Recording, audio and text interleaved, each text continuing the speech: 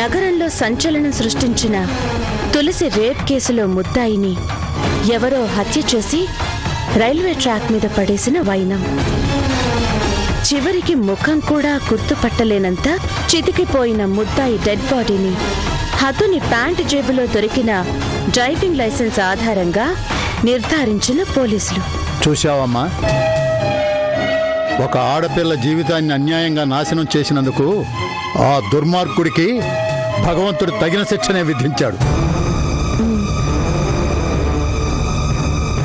ఇన్నాళ్ళు తప్పించుకొని తిరిగిన ఆ త్రాష్టుడు చివరికి కుక్క చావు చచ్చాడు. చేసిన పాపం ఊరికే పోతుందా? పీడ వదిలిపోయింది.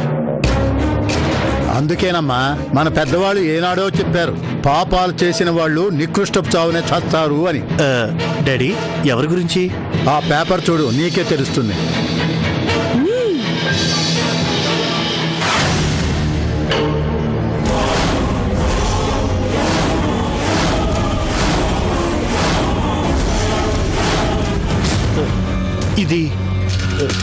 ఇదేంటి? ఏంటేంటి? పాపం పండింది, దరిద్రుడు చచ్చాడు. ఈ న్యూస్ నమ్మేలా లేదు. ఏంటి? అంతే, నాకు నమ్మాలనిపించట్లేదు. అదే ఎందుకు నమ్మాలనిపించడం లేదు? ఎందుకంటే ఏం చెప్తావు? ఏంటిరా చెప్పేది? తాటికాయంత అక్షరాలతో పేపర్లో రాస్తాను. పేపర్లో రాసేవన్నీ నిజాలేంటి? నిజమో కాదో నీకెందుకు టెన్షన్? నాకేం టెన్షన్ లేదు. కానీ ఆపరా, సరిగ్గా చదువు. పోసగుచ్చినట్టు అంతా వివరంగా రాశారు.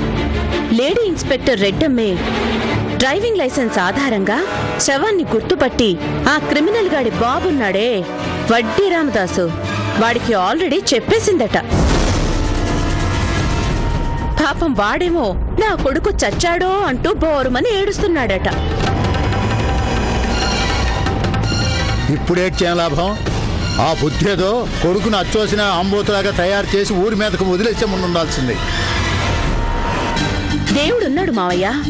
ఈ దెబ్బతో కొడుకు చచ్చాడనే బాధతో ఆ రామదాసు గుండె ఠకీమని ఆగిపోవడం గ్యారంటీ.